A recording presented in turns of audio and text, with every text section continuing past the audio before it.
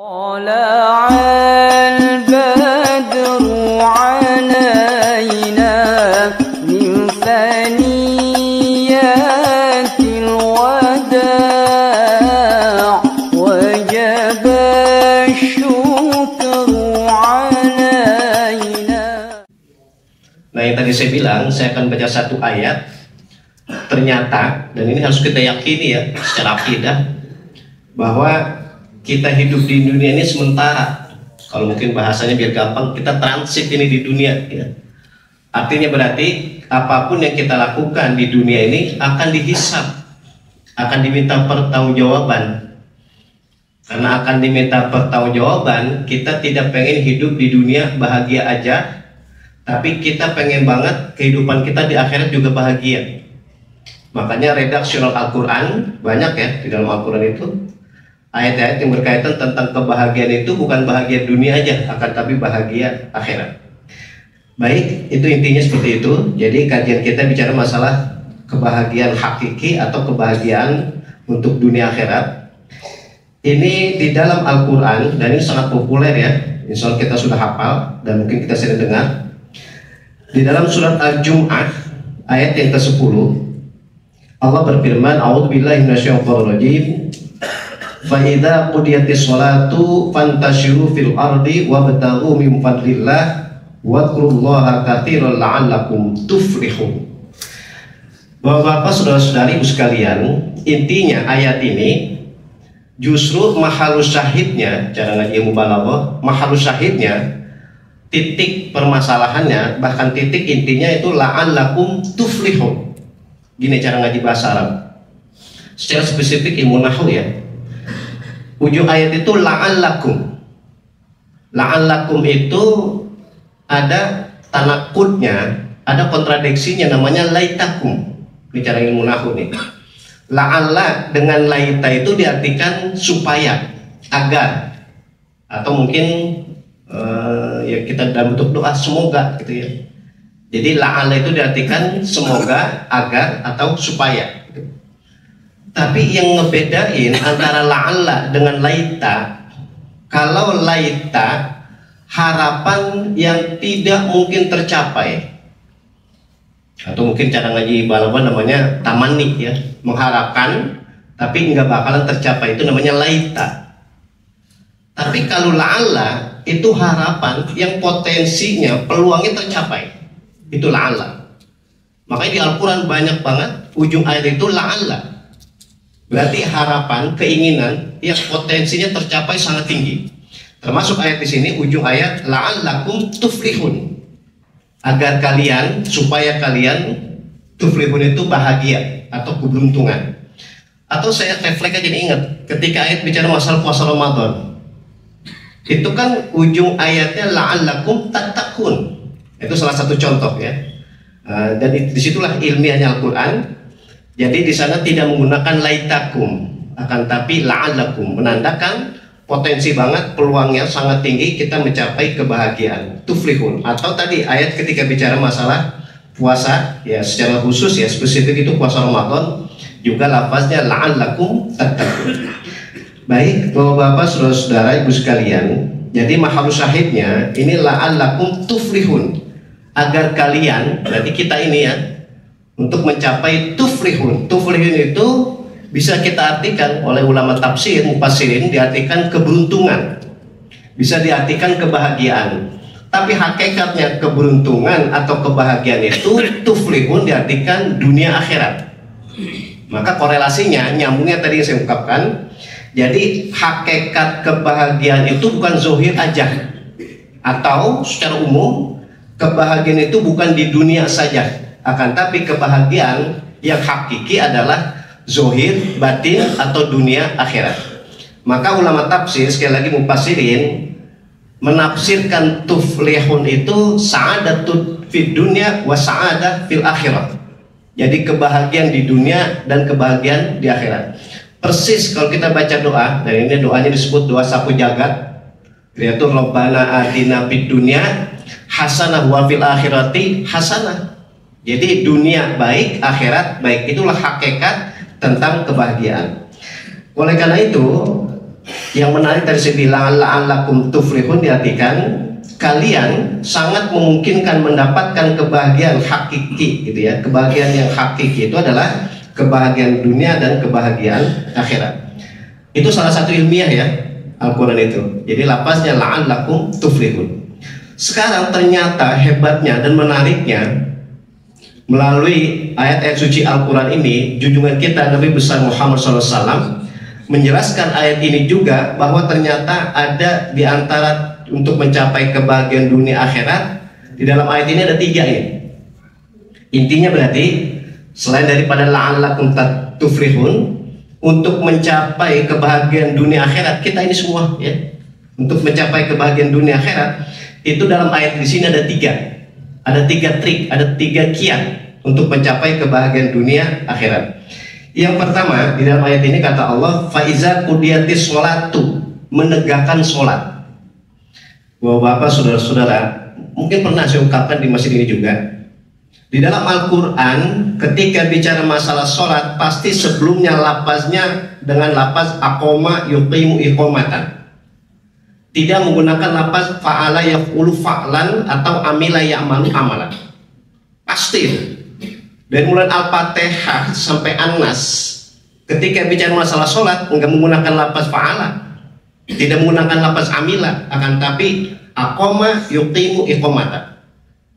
Ya kita hafal lah awal-awal surat Al-Baqarah, ciri orang muttaqin kan wa yuqimuna sholata, tidak bilang wa ya'maluna sholata atau wa yaf'aluna sholata.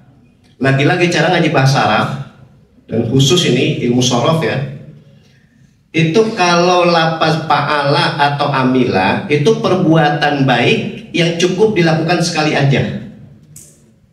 Tapi kalau aqoma yuqimu iqomatan seperti wa yuqimuna sholatan tadi, itu perbuatan baik yang harus rutin dikerjakan. Nah disinilah salah satu menariknya tadi. Jadi di dalam Al-Quran ketika bicara masalah sholat itu menggunakan lafaz aqoma yuqimu iqomatan, menandakan berarti sholat itu harus ditegakkan dan itu secara istiqomah, harus secara rutin. Nah itu membedakan dengan lafaz fa'ala atau lafaz amila. Nah apa maksudnya di dalam ayat di sini? Ternyata salah satu kiat ya, trik untuk mencapai kebahagiaan zahir batin atau dunia akhirat, kok sholat? Memang satu sisi sholat itu kewajiban. Sholat itu kewajiban, saking wajibnya sholat itu, aduh luar biasa banyak banget kalau kita bicara masalah sholat nih.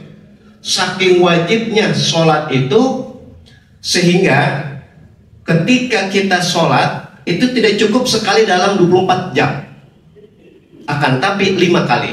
Bahkan historisnya tadi saya bilang, kalau kita ingin bahas lebih jauh lagi, itu asal muasalnya ini tadi diungkapkan oleh MC kita. Ini kita di bulan Rajab. Salah satu keistimewaan bulan Rajab karena ada perintah ibadah sholat. Dan sekali lagi, ketika Nabi diperintahkan ibadah yang lain, itu cukup melalui malaikat Jibril.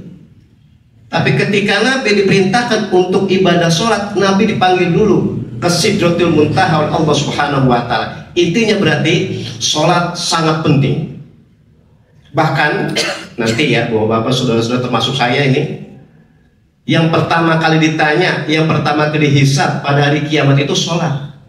Sehingga kata Nabi, awwalu ma yuhasabu bihil abdu yaumal qiyamah as-sholat. Jadi pertama kali ditanya tentang kehidupan dunia itu tentang ibadah sholatnya.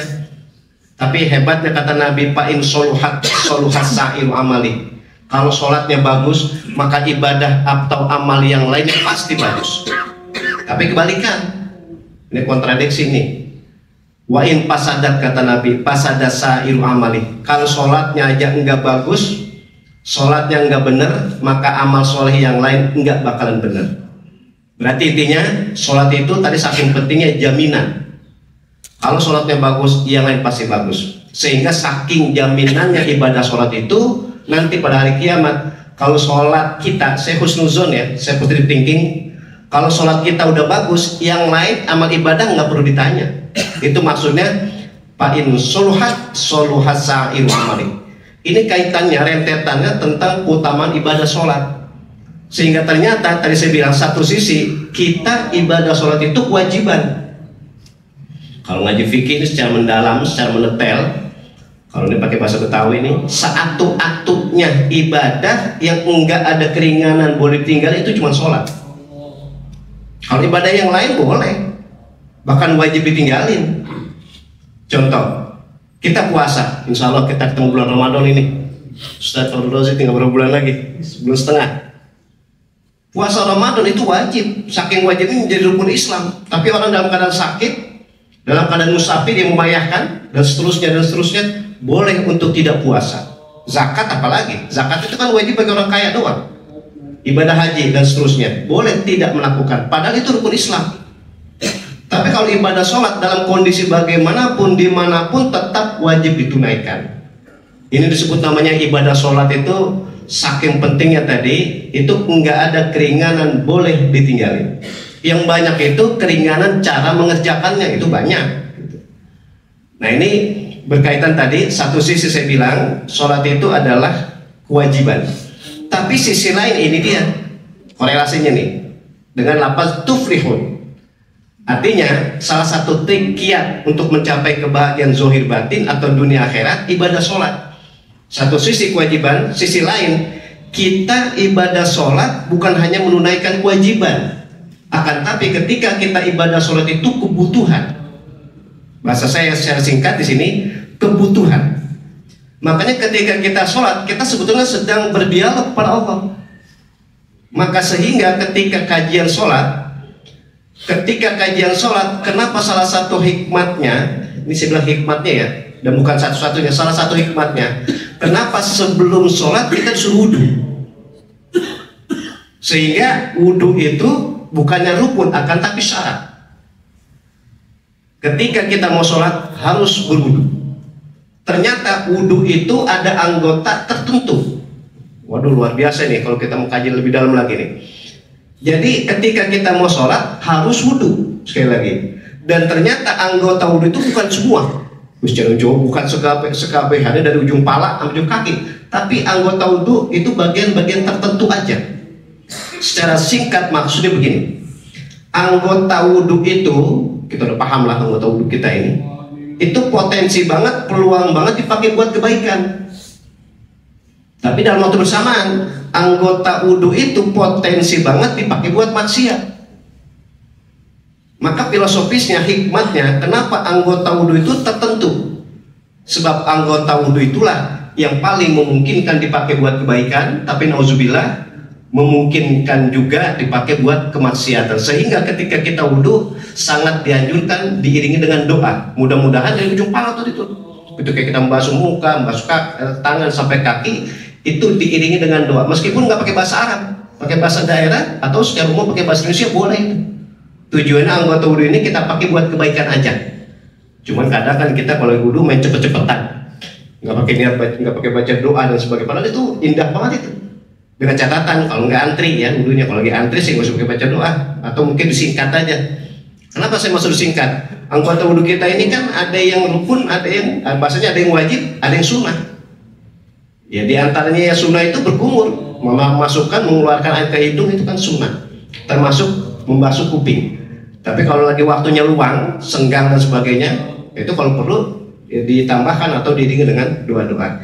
Baik, kembali ke tadi. Jadi sholat itu satu sisi kewajiban karena saking pentingnya tadi ya. Tapi satu sisi lain, sholat itu adalah untuk mencapai ketentraman batin. Makanya ketika kita sholat itu, ketika kita bersolat itu berarti kita sedang berdialog kepada Allah Subhanahu wa Ta'ala. Bapak-bapak, saudara-saudara, yang terakhir nih untuk kajian masalah khusus sholat nih. Kita sholat yang 5 waktu ini dari mulai zuhur, asar, maghrib, isya dan subuh, itu yang hampir nggak ada bedanya adalah sholat 4 waktu. Zuhur, asar, maghrib, isya itu hampir-hampir nggak ada bedanya. Cuman kita nggak bilang sama aja, baik yang wajib maupun yang sunnah. Tapi ada ciri khas yang membedakan dengan sholat satu dengan sholat yang lain, itu sholat subuh. Kenapa? Yang sangat populer, yang paling menyolok perbedaan itu bukan di wajibnya, akan tapi di hukum sunnahnya. Apa itu? Kunut. Makanya historisnya, sejarahnya itu sampai sekarang kajian fikihnya nih, Itu satu-satunya waktu sholat yang nggak bisa dijamak, digabung ya, dan nggak bisa dikosor, itu sholat subuh doang. Kalau zuhur asar bisa dijamak, bahkan bisa dikosor. Sholat maghrib isya bisa dijamak, bahkan bisa dikosor. Tapi kalau maghrib isya yang bisa dikosor cuman isyanya aja, karena yang dikosor itu yang 4 waktu, 4 rakaat. Ya kalau maghrib 3 rakaat nggak bisa dikosor, kan kosor itu diringkas separuh. Nah, kalau sholat maghrib 3 rakaat diringkas separuh, bagaimana ngeringkasnya itu? Makanya sholat maghrib itu bisa dijamak doang, tapi nggak bisa dikosor. Tapi seatu-atunya waktu sholat yang nggak bisa dijamak, nggak bisa dikosor adalah sholat subuh. Dan sholat subuh tadi itu ada ciri khasnya yang membedakan dengan ibadah sholat yang lain. Di mana? Di kunutnya. Sekali lagi, kunut itu historisnya begini. Nabi ketika berada di Madinah didatangi oleh sahabat-sahabat dari luar kota Madinah. Nah, sahabat dari luar kota Madinah, ini kalau bahasa saya ini lagi curhat, cerita sama Nabi, ya Rasul, daerah kami lagi dijajah oleh orang kafir. Tanda kutip ya, dijajah oleh orang kafir. Ketika sahabat cerita begini, singkat kata Nabi, baik, akan kami bantu dengan doa.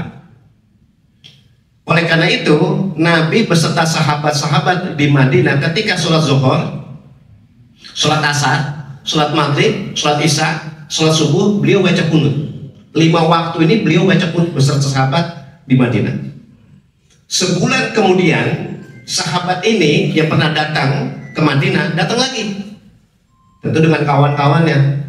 Kalau dulu bawa cerita atau bawa kabar buruk, daerahnya lagi dijajah oleh orang kafir, sekarang sebulan kemudian orang itu, sahabat-sahabat itu datang lagi menemui Nabi membawa cerita yang baik. Kata sahabat itu begini, ya Rasulullah, alhamdulillah daerah kami udah merdeka, udah nggak dijajah lagi oleh orang kafir. Ketika Nabi dapat kabar baik begini, akhirnya Nabi beserta sahabat-sahabat di Madinah, sholat zuhurnya, sholat asarnya, maghrib dan isya, itu yang biasanya baca kunut ditinggalkan baca kunut. Artinya Nabi nggak baca kunut lagi di 4 waktu sholat itu, tapi Nabi meneruskan baca kunut di sholat subuh sampai beliau wafat dipanggil oleh Allah Subhanahu wa Ta'ala. Ini terungkap dalam kitab namanya Bulughul Maram karena Imam Ibnu Hajar Al-Asqalani. Dan pendapat inilah yang dikemukakan oleh Imam Syafi'i atau Asy-Syafi'iyah, ulama yang bermazhab Syafi'i, bahwa kita yang bermazhab Syafi'i itu kalau sholat subuh pakai kunut, kan itu tadi Nabi sampai wafat meneruskan membaca kunut di sholat subuh aja. Tapi menurut Imam Abu Hanifah, ini 4 mazhab ini ciri khas Ahlussunnah wal Jamaah ya. Bapak saudara-saudara, kalau berfikih kita umat Islam, kalau berfikih berpatokan pada 4 mazhab ini berarti Ahlussunnah wal Jamaah. Dan Abu Hanifah itu 4 mazhab yang paling tua. Bahkan secara umur aja, itu Imam Abu Hanifah meninggal, artinya pada tahun Imam Abu Hanifah meninggal, itu tahun Imam Syafi'i baru lahir. Jadi di tahun Imam Abu Hanifah meninggal, disitulah Imam Syafi'i, atau waktu itulah Imam Syafi'i baru lahir. Artinya nggak ketemu beliau itu. Nah, pendapatnya Imam Abu Hanifah, kunut itu dibaca ketika lagi ada masalah aja, lagi ada musibah aja, lagi ada perkara aja. Tapi ketika Nabi mendapat kabar baik, kan Nabi meninggalkan kunut, dan itu ditinggalkan lebih banyak ketimbang waktu Nabi mengerjakan. Artinya satu waktu saja sholat subuh dikerjakan, sedangkan yang 4 waktu Nabi meninggalkan. Itulah pendapatnya Imam Abu Hanifah, bahwa kunut itu udah nggak sunnah lagi di sholat subuh. Nah, berarti kesimpulannya, karena ini dua-duanya adalah imam madhab dan ini adalah Ahlussunnah wal Jamaah, maka kita yang sholat subuh yang pakai kunut itulah yang benar, karena mengikuti pendapat Imam Syafi'i. Tapi andai kata kita yang sholat subuhnya enggak baca kunut, itu juga lah yang benar, karena mengikuti pendapatnya Imam Abu Hanifah. Jadi bahasa singkatnya, yang sholat subuh pakai kunut benar, yang nggak pakai kunut juga benar. Yang belum benar, nggak sholat subuh. Nah, itulah maksud saya tadi. Jadi di sini fleksibilitas ya, luasnya ketika kita ngaji fikih, dan disinilah yang membedakan mutlak di antara sholat-sholat 5 waktu itu yang ciri khasnya di sholat subuh aja. Kalau yang 4 itu saya bilang cuman kita nggak bilang sama aja, hampir-hampir sama. Baik, Bapak-bapak, saudara-saudara, intinya begitu ya. Jadi ciri atau kiat pertama untuk mencapai kebahagiaan zahir batin atau kebahagiaan dunia akhirat itu adalah dengan ibadah sholat. Maka ibadah sholat itu kita dalam rangka menunaikan kewajiban, tapi sisi lain ingin mencapai suatu kebahagiaan dunia akhirat. Yang kedua, kata Allah, kiat untuk mencapai kebahagiaan dunia akhirat, fantasyiru fil ardi wabtaghu min fadlillah, mencari nafkah. Ini beberapa kesempatan di beberapa tempat saya kemukakan begini, Bapak-bapak, saudara-saudara. Mencari nafkah itu dianggap ibadah.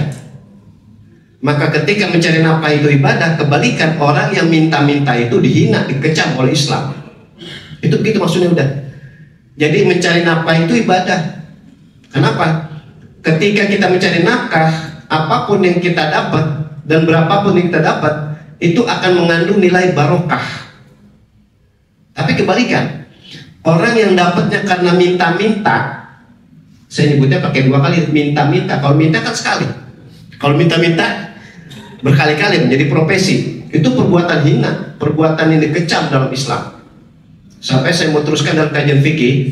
Ini kita nih kebetulan di hadapan saya kan kita bawa bapak semua ini. Anak itu selagi belum dinikahkan, laki atau perempuan, maka bapaknya wajib menafkahi. Kita nih mau menafkahi ini. Jadi seorang bapak itu wajib menafkahi anaknya, laki-laki atau perempuan, selagi belum nikah.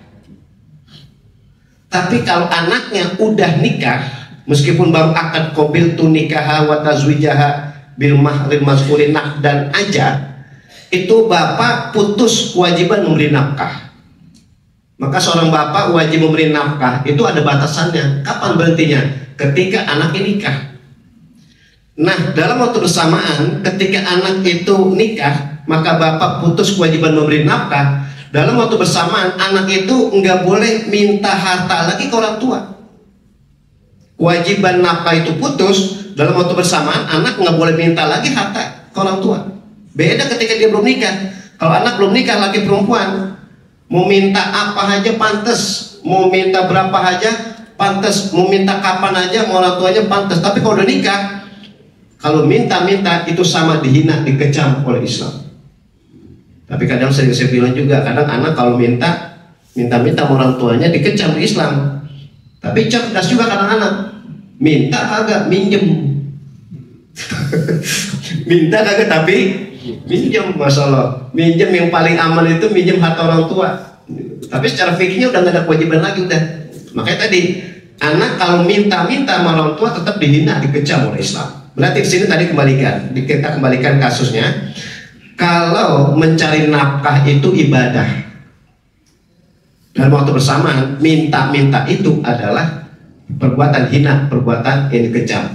Apa yang saya maksud korelasinya dengan barokah? Begini. Kalau kita dapat harta melalui mencari nafkah, maka kalau kita pakai buat kebaikan, maka itu barokah, artinya pahala mengalir buat kita. Itu kalau buat kita doang. Kalau kita kasih ke istri, kita kasih ke anak, atau mungkin kita kasih ke orang lain, ketika mereka menggunakannya, ketika mereka menikmatinya, itu pahala mengalir buat kita. Semakin banyak orang yang kita kasih, semakin banyak pahala yang mengalir buat kita. Bukan masalah kuantitasnya, bukan masalah jumlahnya, akan tapi jumlah orangnya. Makanya ada teori begini, kalau ada kita punya 10.000, kemudian ada orang miskin 10.000, kita kasih pada orang miskin 1. Dengan kita punya 10.000, kita kasih kepada orang miskin 2 orang. Lebih utama kita kasih orang miskin yang 2 orang, meskipun jumlahnya berkurang.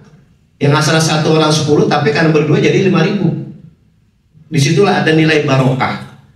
Barokah itu an-namu wa ziyadah. Sehingga ujung-ujungnya kenapa kalau nyolatin jenazah, mengucapkan salamnya beda dengan kita mengucapkan salam ketika sholat zuhur tadi. Kalau sholat jenazah, ujung-ujungnya ada lafaz wa barakatuhnya. Assalamualaikum warahmatullahi wabarakatuh. Assalamualaikum warahmatullahi wabarakatuh. Jadi wa barakatuhunya itu adalah semakin berkembang, semakin bertambah nilai kebaikannya. Itulah salah satu hikmahnya tadi, kenapa mencari nafkah dianggap sebagai ibadah. Maka mencari nafkah sekali lagi untuk mencari ketentraman batin, dalam waktu bersamaan mencari kebahagiaan dunia dan akhirat. Baik bapak-bapak, saudara-saudara, ibu-ibu sekalian yang kami muliakan, yang terakhir nih, yang ketiga, kiat atau cara untuk mencapai kebahagiaan dunia akhirat. Kata Allah, wazkurullaha katsira. Lagi-lagi cara ngaji tafsir, wazkurullaha, berzikirlah kepada Allah. Artinya begini, berzikir. Iya, tadi kita habis sholat, kita disuruh nyari nafkah, gitu.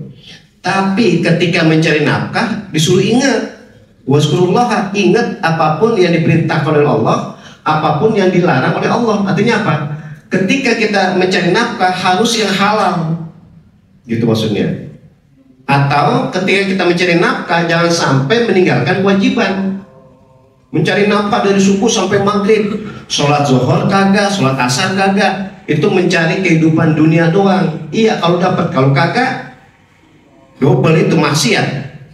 Makanya bapak-bapak, saudara-saudara yang dimaksud wazkurullaha, iyalah mencari nafkah silahkan. Mau banting tulang, mau banting daging, ada istilah begitu. Tapi jangan meninggalkan ibadah. Tapi dalam waktu bersamaan mencari nafkah, mencari harta yang banyak, tapi berbuat maksiat. Apa contohnya berbuat maksiat? Ya apa dia nipu, apa dia mencuri? Kan mencuri dapat harta. Istilah kalau sekarang yang populer kan korupsi, kan dapat harta.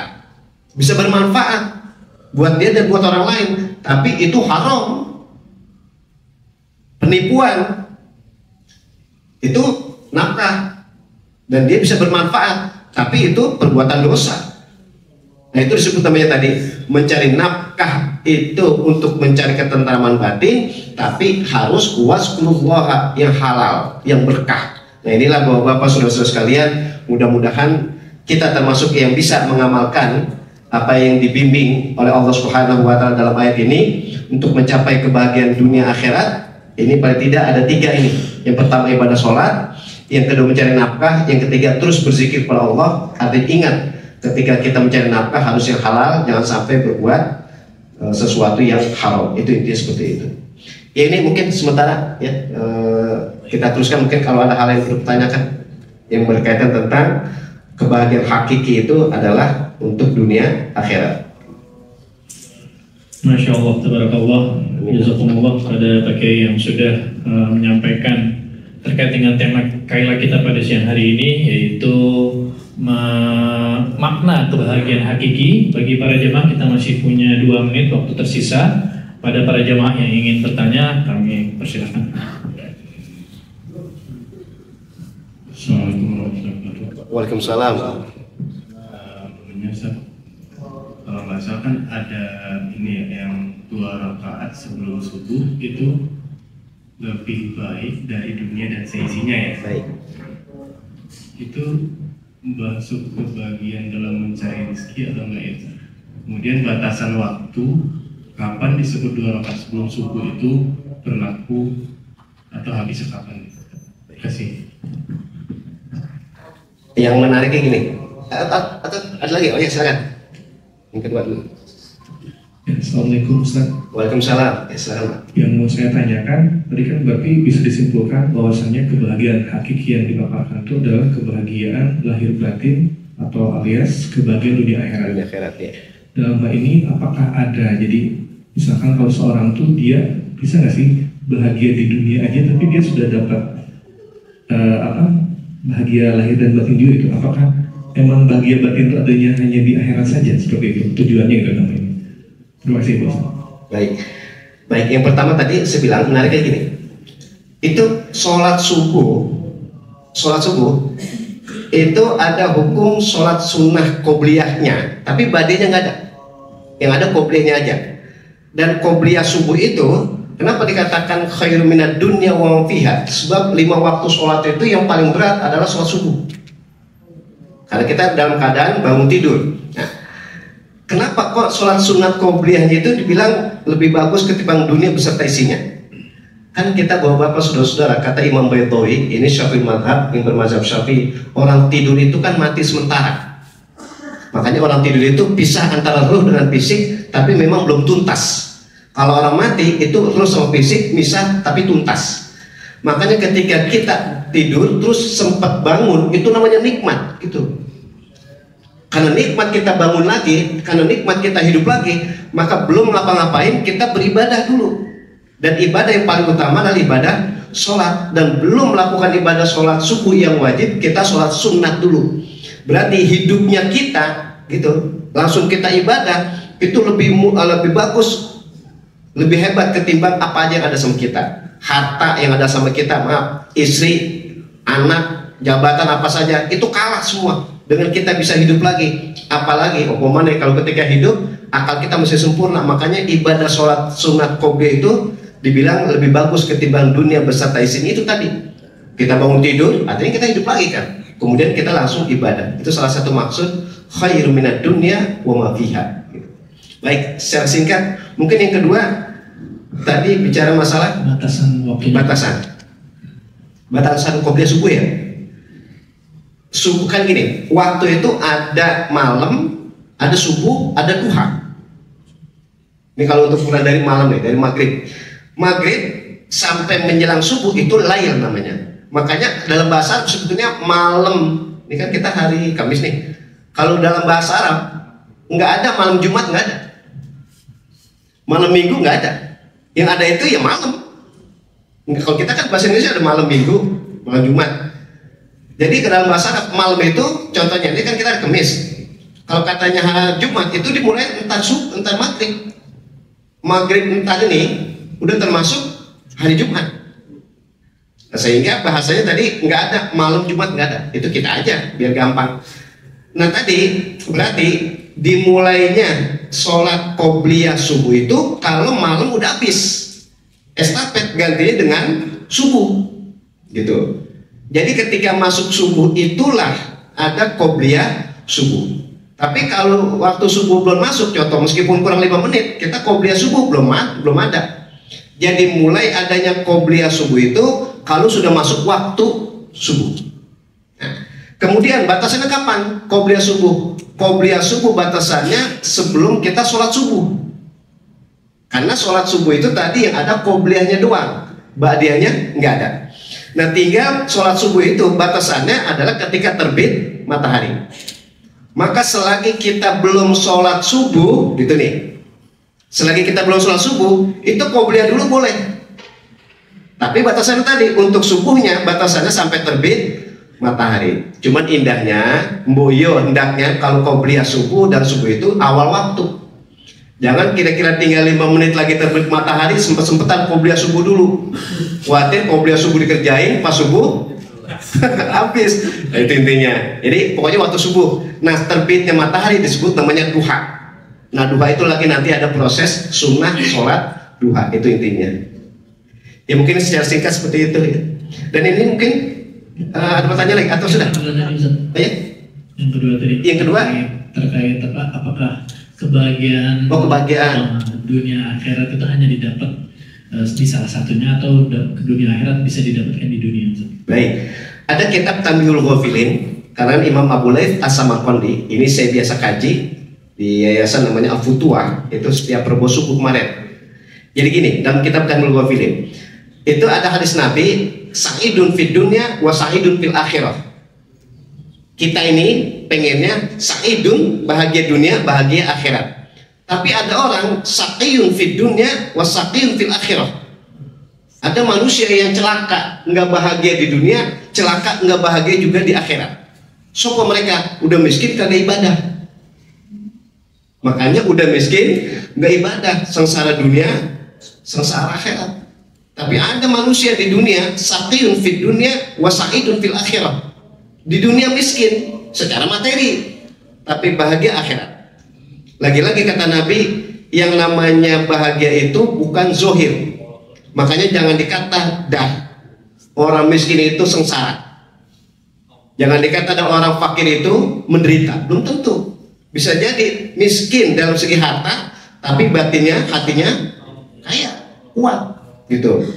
Makanya harta itu bukan penentu kebahagiaan seseorang. Makanya hakikatnya atau hakikinya kebahagiaan itu batin. Belum tentu yang hartanya banyak bahagia, yang hartanya sedikit menderita. Bisa dibalik, bisa kebalikan. Yang kaya urusannya kagak rapi-rapi, Yang miskin nyantai aja udah gitu. Nah itu salah satu contoh tadi. Jadi kebahagiaan hakiki betul batin. Kalau zohir itu yang kelihatan aja. Makanya zohir yang kelihatan aja, tapi belum tentu bahagia. Makanya tadi hakikat kebahagiaan secara universal, secara umum, di dunia bahagia, di akhirat bahagia. Tapi bukan berarti kalau di dunia itu dalam keadaan kaya baru bahagia, belum tentu. Punya jabatan baru bahagia, belum tentu. Hakikatnya kebahagiaan itu batin. Makanya kata Nabi, ghina nas itu adalah ghina qalbihi, kaya hatinya. Berarti bapak-bapak, saudara-saudara, ibu-ibu, termasuk saya pribadi ini, kita dimotivasi banget ini, diberikan semangat oleh Nabi kita Muhammad SAW. Kehidupan di dunia itu imtihan. Kehidupan di dunia ini adalah ujian.